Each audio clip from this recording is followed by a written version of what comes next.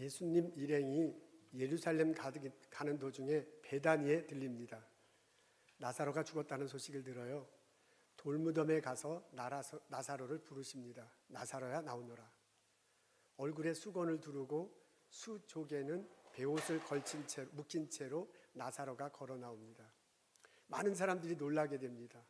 그 중에 많은 사람들이 예수를 믿고 따랐다고 적혀져 있습니다.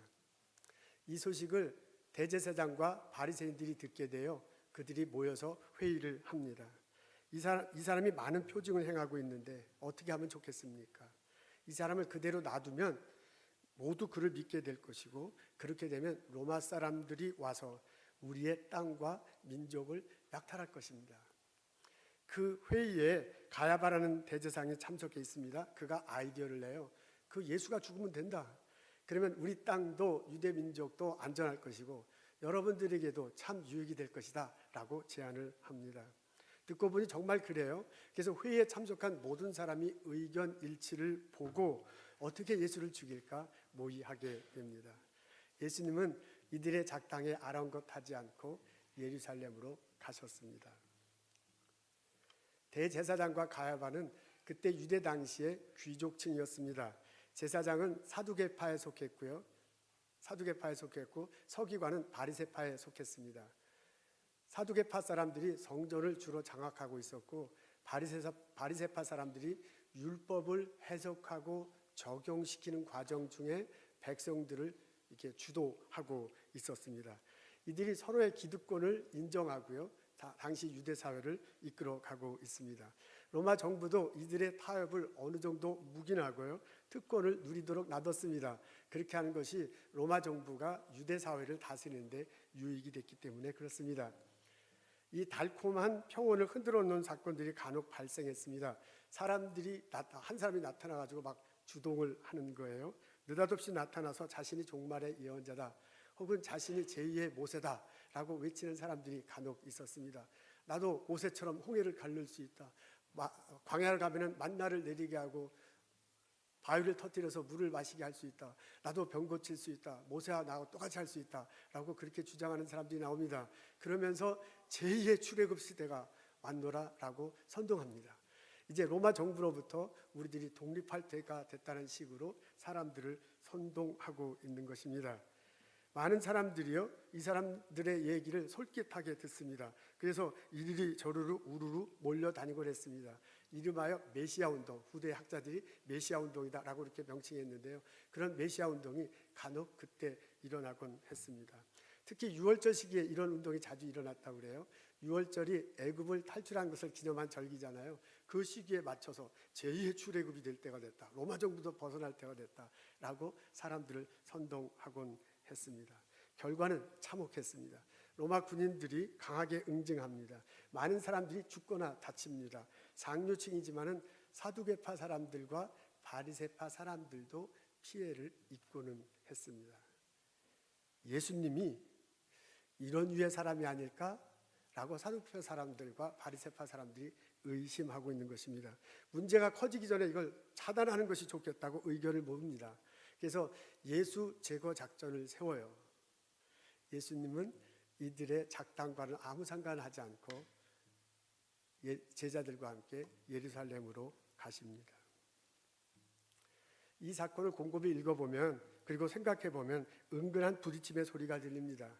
서로 다른 신앙관, 서로 다른 인간 이해, 서로 다른 삶의 태도가 서로 꽝하고 은근히 꽝하고 부딪혀서 불꽃이 튀는 장면을 볼 수 있습니다. 대제사장과 바리새인들은 자기 유익에 관심이 많습니다. 겉으로 볼 때는 유대 민족을 위해서, 유대 땅을 위해서 어떻게 할지 논의하는 것 같지만은 속셈은 다릅니다. 우리를 위해서, 나의 이익을 위해서 이 사건을 어떻게 대할 것인가를 고민하고 논의하고 있습니다. 사건이 발생하자마자 소집하잖아요. 이 사람이 많은 표징을 해놨는데 어떻게 하면 좋을까 의논합니다. 이 사람을 그대로 놔두면 많은 사람들이 이 예수를 믿을 것이고, 그렇다 보면 로마 사람들이 와서 우리 땅과 민족을 해하려 할 텐데 어떻게 하면 좋겠습니까? 라고 의논해요. 그래서 그때까지만 이렇게 보면 요 의논하는 그 사람들이 마치 유대 사람들과 유대 땅을 위해서 논의하는 것처럼 들립니다. 근데 그 중에 한 사람 가야바가 일어나서 아이디어를 내잖아요. 그 예수가 죽으면 된다. 그러면 이 사람들 흐트러질 것이고, 그렇게 되면 유대 민족도 지키고 유대 땅도 지키는 거고, 결국은 너희들에게도 우리들에게도 유익이 된다라고 제안을 해요. 그랬더니 그 아이디어를 만장일치로 받아들입니다. 그런 그 사람들의 제안과 받아들임 결정을 보면 이 사람들의 속셈을 알 수 있어요. 이 사람들의 속셈은 자기를 지키는 거예요.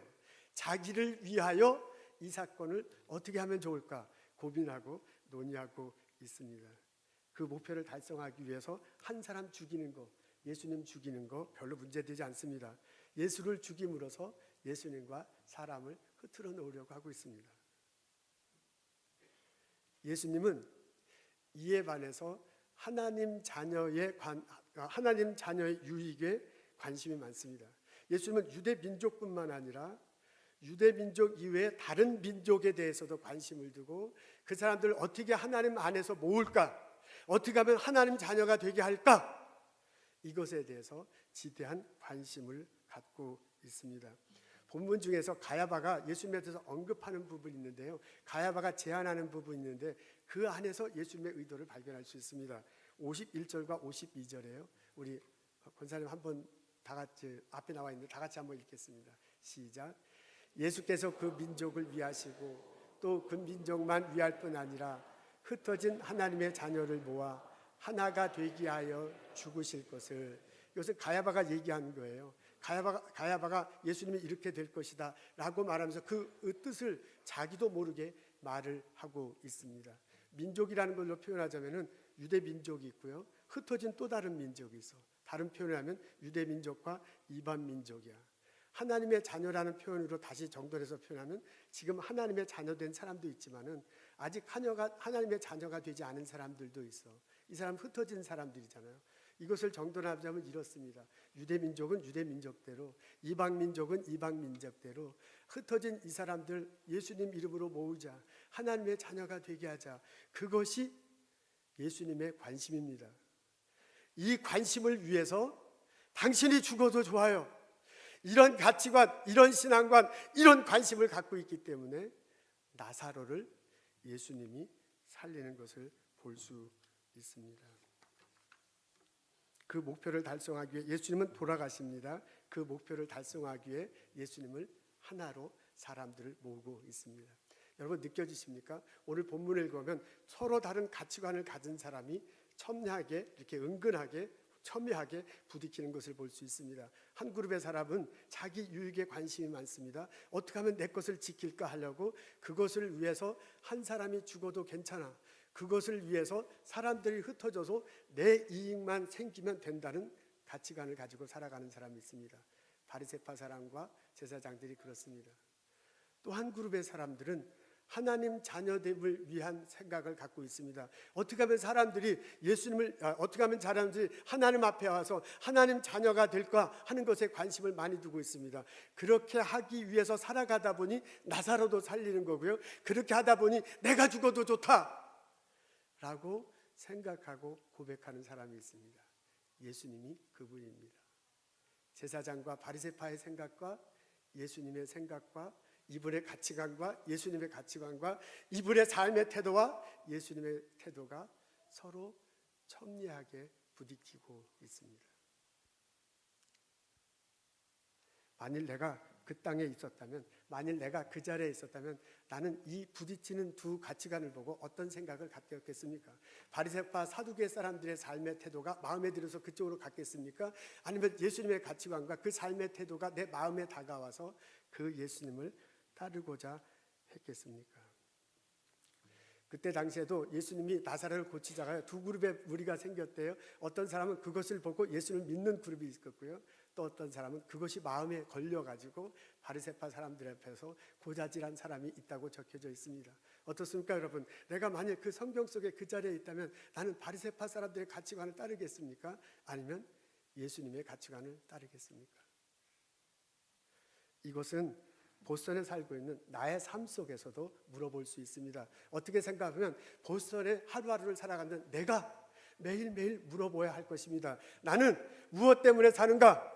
나는 그것을 위해서 어떻게 살아가고 있는가? 나 스스로 묻고 대답해야 할 것입니다.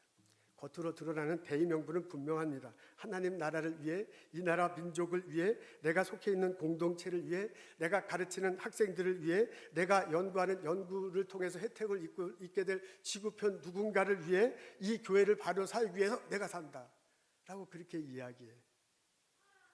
그렇지만 진짜 내 속은 다릅니다. 정말 내 속은 나 자신의 유익을 위해서 삽니다. 내가 얻고 싶은 것, 내가 누리고 싶은 것, 내가 빼앗기고 싶지 않은 것, 나의 바운더리가 있어요. 이것을 얻으려고 노심초사해요. 이것을 지키려고 밤새워 애를 씁니다. 누가 이것을 넘어오면 절대로 안 돼요. 이것을 넘어와서 나를 피해를 입히면 그 사람을 밀어내야 돼요. 밀어내는 정도가 저 멀리 갔으면 좋겠어요. 저 멀리 가는 정도가 아니라 어쩌다 사라져서 어쩌다 죽어도 나는 괜찮아. 목사님, 그게 무슨 소리입니까? 나는 그렇게 살고 있지 않습니다. 나는 내 주변에 있는 사람들이 하나님 자녀가 되기 위해 오늘 하루하루를 살아가고 있습니다. 주님 가르쳐 주신 가르침을 마음에 새기고 삶으로 실천하고자 합니다. 그 정신으로 연구소에 가고, 그 마음으로 내 가게에 오는 손님들을 섬기고, 그 가치관으로 내 학생들을 가르치고, 그 태도로 회사에 나가 일하고 있습니다. 나의 몸부림으로 이 땅에 하나님 나라가 세워지고요. 나의 이 애씀으로 이 나라와 민족이 조금이라도 나아지길 원해. 내가 속해 있는 공동체가 나의 피땀 흘림으로써 더 발전했으면 좋겠어요. 이를 위해서 내가 힘들더라도 애써. 이를 위해서 내가 양보해. 이를 위해서 내가 희생해. 이를 위해서 내가 죽기까지 하나님 뜻을 실천하며 살아가고 있습니다. 여러분 어떻습니까? 이 두 가지 삶의 태도 중에 나는 어느 태도를 취하며 살아가고 있습니까? 나의 유익을 위해 한 사람 죽어도 괜찮은 삶의 태도입니까? 하나님 자녀를 위하여 내가 죽는 삶의 태도입니까? 오늘 저희들은 주일을 맞이하여 교회에 나와 예배 드리고 있습니다. 부활절 다가올 때 십자가 달리신 예수 그리스도를 묵상하며 하루하루를 보내고 있습니다. 교회에 와서요, 삶 속에 묻은 먼지 툴툴 털어버리고 새 힘 얻고 가고 싶은 것들이 나야. 그 소시민적으로 신앙생활하는 나야. 이런 나에게 예수님이 요청하십니다. 나를 쫓아오너라. 너의 십자가를 지고 나를 따라오너라. 오늘 말씀을 곰곰이 생각하면 예수님의 가르침이 생각나요. 누구든지 나를 따라오려거든 자기를 부인하고 자기 십자가를 지고 나를 쫓을 것이라. 예수님이 가이사랴 빌립보에 가셨잖아요. 제자들과 함께. 그때 내가 앞으로 예루살렘에 갈 것이다. 거기에 가서 장로들과 서기관들로부터 어려움을 당할 것이다. 십자가에 달려 죽을 것이다. 부활하실 것이다. 라는 이야기를 처음 해줍니다. 그 얘기를 듣고 베드로가 깜짝 놀라서 예수님 절대로 그런 일이 있으면 안 됩니다라고 항변해요. 그때 예수님께서 해주신 말씀입니다. 누구든지 나를 따라오려거든 자기를 부인하고 자기 십자가를 지고 나를 따라오너라. 누구든지 제 목숨을 구원코자 하면 잃을 것이고 누구든지 나를 위하여 제 목숨을 잃고자 하면 찾으리라. 그 예수님의 말씀이 생각납니다. 이 말씀을 들을 때마다 우리들 참 마음에 부담이 돼요. 내가 예수 믿는 건 확실하지만은 예수님 십자가를 진다. 예수님을 위해서 내가 죽는다. 이것은 참 듣기는 괜찮지만은 삶 속에 실천하기는 쉽지 않습니다. 그래서 부담스럽습니다. 그래서 싫습니다. 특히 부활절 무렵에 이런 소리가 나오면 그냥 한 귀로 들어갔다 한 귀로 넘기고 싶은 게 우리의 심정입니다. 그런데 이 말씀을 곰곰이 생각하면 위로가 되는 면도 있어요. 곰곰이 생각하면 이 예수님의 말씀이요, 무조건 막 들이대는 것이 아니고 차츰차츰 우리들이 실현할 수 있도록, 실천할 수 있도록 제안하는 것을 알 수 있기 때문에 그렇습니다. 여기에 보면요, 이렇게 단계가 있네요. 누구든지 나를 따르거든. 그러니까 나를 아직 예수님을 따르고 십자가를 지고자, 예수님을 따르고자 아직 결심 안 할 수도 있습니다. 그런 사람에게 제안을 합니다. 누구든지 나를 따라오려거든. 이제까지 그런 마음이 없었으면 오늘 말씀을 듣고 이번 부활절을 지내면서 나도 이제 예수님을 따라가겠다라고 그런 마음의 결심을 할 수 있습니다. 그런 한 사람이 없으면 이번 부활절에, 이번 사순절에 그렇게 결심만 하는 것도 하나님께 감사할 일입니다. 누구든지 나를 따라오려거든 라는 결심을 할 수 있습니다. 그것을 지난 어떤 분들은 그것보다 좀 더 깊은 단계로 나아갈 수 있네요. 자기 부인의 단계가 있습니다. 누구든지 나를 따라오거든 자기를 부인해라. 그러니까 나를 따라오겠다고 결심은 했지만 그 더 깊이 나가지 못한 사람들은 이번 부활절에 내가 나를 부인하겠노라고 결심하는 순간을 가지면 얼마나 좋겠습니까? 내가 나 자신을 부인하는 거야. 내가 나 자신이 참는 거예요. 사람들과의 관계에서 누가 나를 공격해, 사람들과 같이 일하는데 누가 나를 손해를 입혀, 그때 내가 참아요. 그게 그 사람 앞에서 그 일에 대해서 나를 부인하는 거예요. 그런 나를 부인하는 단계로 나가면 얼마나 좋겠습니까? 누구든지 나를 따르려면 자기를 부인하고 자기 십자가를 지고, 적어도 내가 참는 정도의, 나를 부인하는 정도의 수준의 신앙생활을 했다면 이번에는 십자가를 지는 십자가를 지는 단계로 나갈 수 있기를 바랍니다. 내가 좀 도와주는 거예요. 누가 이렇게 어려움 청할 때 내가 좀 그 사람을 위해서 도와줘. 내가 그 사람을 좀 보살펴. 내가 힘들더라도, 내가 바쁘더라도 시간을 내서 그 사람을 도와주는 게 십자가를 지는 그런 단계가 될 것입니다. 그렇게 함으로써 예수의 가르침이 전해지고, 그렇게 함으로써 그분들이 예수님 앞에 오고, 그렇게 함으로써 그분들이 하나님의 자녀가 될 것입니다. 이제까지 적어도 그런 식으로 신앙생활을 했다면 자기 죽음의 단계로 나아갈 수 있습니다. 내가 십자가를 지고 누구든지 나를 따르면 자기를 부인하고 자기 십자가를 지고 나를 쫓을 것이다. 누구든지 자기 구원을 얻기 위해서는 잃을 것이고, 누구든지 나를 위하여 너 자신을 잃으려면 구원을 얻을 것이라고 그러잖아요. 그러니까 내가 예수님 안에서 죽고자 할 때 내가 구원을 얻을 것이라고 그렇게 가르쳐주고 있습니다. 그러니까 자기의 죽음의 단계로 나아갈 수 있습니다. 내가 손해를 보고 내가 희생하는 거예요. 예수 믿는 내가 좀 손해를 보더라도 관계를 유지해. 저 사람이 나를 이용한다는 걸 알면도 불구하고 이것이 예수의 가르침이고, 이렇게 함으로써 우리의 관계가 유지가 되고, 이렇게 하면서 우리가 다 공동체의 이익을 찾아내면 내가 그렇게 희생하고 내가 좀 손해보고 그렇게 해주는 것입니다. 그게 예수님이 말한 죽음의 단계로 우리가 깊이 나아갈 수 있는 것이라고 해석하고 받아들일 수 있습니다. 이런 식으로 우리가 받아들이고요, 이런 식으로 우리가 삶에서 실천할 때 누군가가 우리의 삶을 통해서 예수님이 전해집니다. 그 사람이, 흩어졌던 그 사람이 예수님 이름으로 모아지고 하나님의 자녀가 되는 역사가 일어나게 될 것입니다. 여러분 어떻습니까? 우리 사순절을 지나면, 부활절을 지나면 십자가를 지라 라고 그런 하나님 말씀을 들을 때마다 너무너무 부담스러워서 십자가를 지자라고 말할 때 바로 내팽개치고 도망가고 싶지는 않습니까? 우리는 이렇게 한번 곰곰이 묵상해 보면 어떻습니까? 이 십자가를 지는 것도 단계가 있구나. 나의 상황에서, 나의 신앙 수준에서 받아들일 수 있는 것이 있구나 라고 해석하고요, 지금 나의 삶에서 한 발자국만 더 들어가면 되는 거예요. 내가 아무것도 결심하지 않았다면 지금 자기 결심만 해도 우리는 잘하는 것입니다. 자기 결심한 수준이었다면 이제 자기 부인하는 단계로 나아갈 수 있습니다. 자기 부인하는 단계로 신앙생활할 수 있다면 자기가 십자가를 지고 나아가는 단계로 갈 수 있습니다. 이제까지 적어도 나는 내 십자가를 지면서 신앙생활을 했다고 여겨진다면 올 부활절에는, 이번에는 내가 죽는 단계로 나가는 결심을 하고 신앙생활을 할 수 있습니다. 이런 나를 통해서, 이런 우리를 통해서 그리스도의 복음이 전해질 줄로 믿습니다. 이런 나와의 삶과 통해서, 이렇게 나와 일하는 것을 통해서 누군가가 예수를 알게 되고, 흩어진 누군가가 하나님 앞에 오고 하나님의 자녀가 되는 역사가 일어날 줄로 믿습니다. 이것을 조금씩 한 걸음씩 해나가면 어떻겠습니까? 나 혼자 십자가를 다 지자는 것 아닙니다. 나 혼자 이 교회를 다 뒤바꿔 놓자는 것 아닙니다. 나 혼자 내가 하는 일하는 일들 완전히 희생하고 막 죽어서 어떻게 하자는 것이 아닙니다. 나의 신앙 고백만큼, 내가 할 수 있는 만큼 하나님 앞에 헌신하고 그 일을 해 나가자는 것입니다.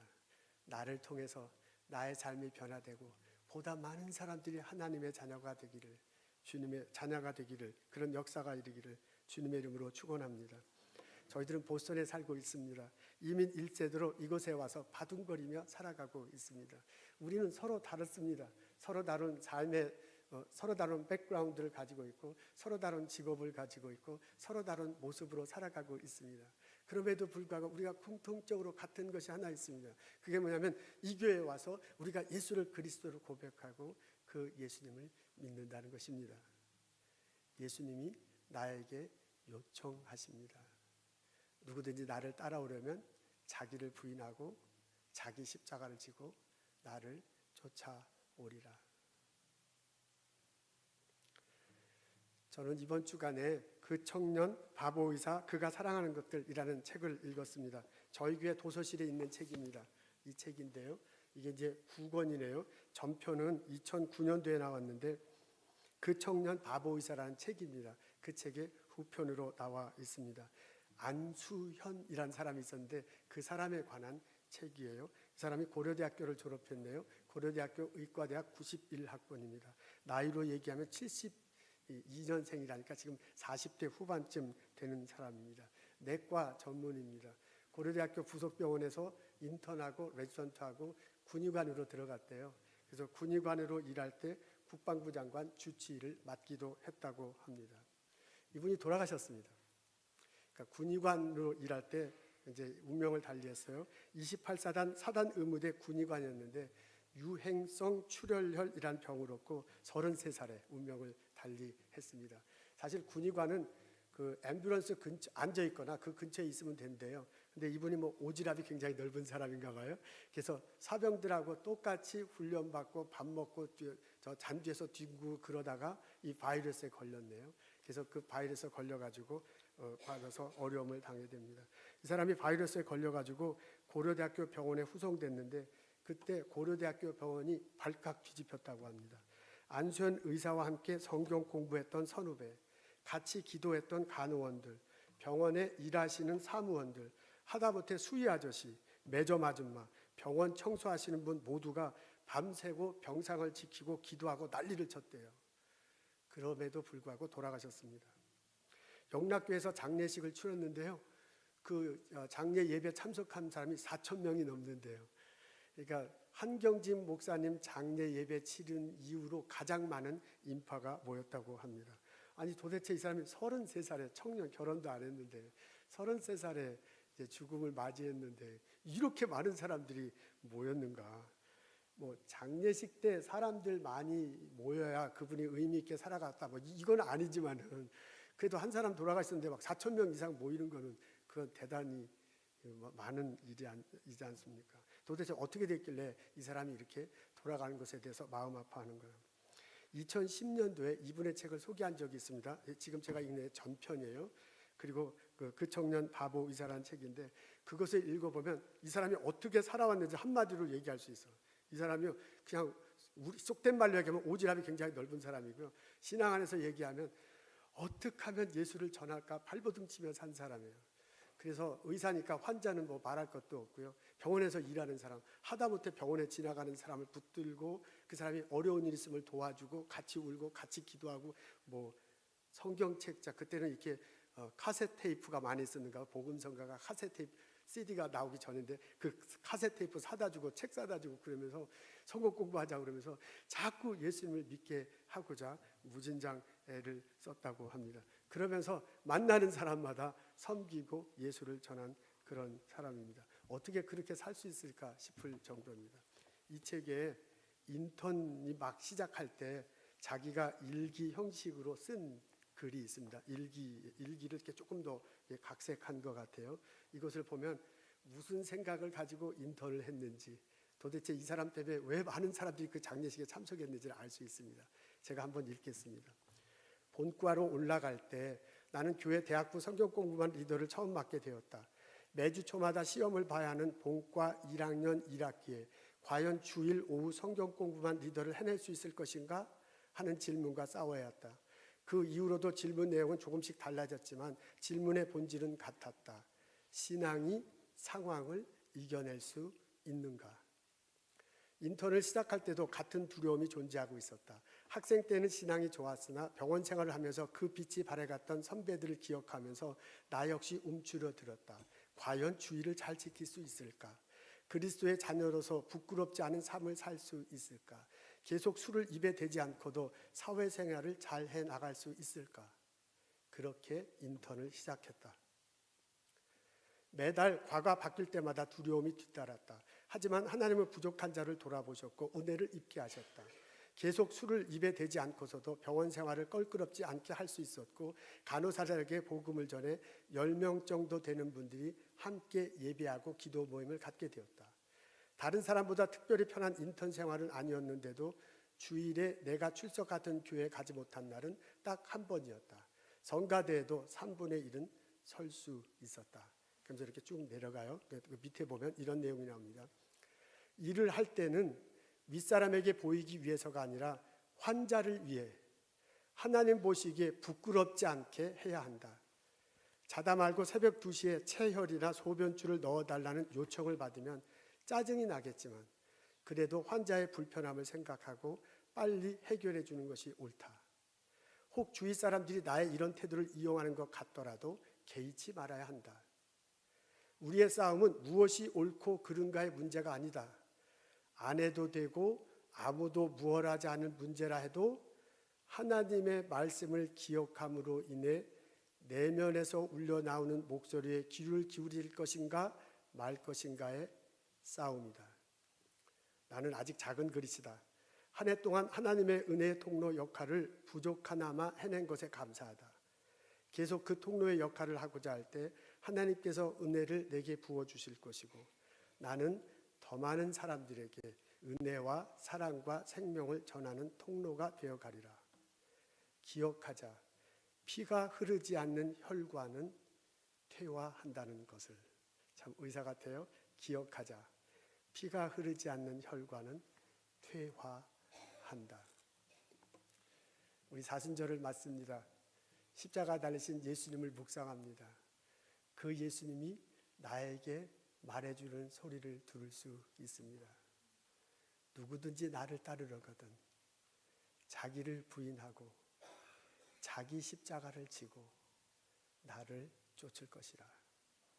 기도하겠습니다. 하나님, 나의 삶 속에서 예수 그리스도를 기억하기를 원합니다. 하나님, 나의 일터 속에서 내가 짜증나고 힘들고 고통스러운 그 가운데 십자가에 달신 예수님 모습을 떠올리기를 원합니다. 그 예수님이 지신 십자가 부인하지 않고 그 십자가 지고 살아갈 수 있도록 도와주옵소서. 나에게 지혜를 주시고 나에게 용기를 주시고 나의 삶을 통해서 그리스도가 전해질 수 있도록 사용하여 주시옵소서. 부족함을 채워주옵소서. 능력 없음을 은혜로 덮어주옵소서. 나를 통해서 하나님의 자녀가 이 땅의 공동체가 더 많아지고 좋아질 수 있도록 축복하시고 그런 결과가 나올 수 있도록 도와주시옵소서. 예수님 감사합니다. 예수님 이름으로 기도합니다. 아멘.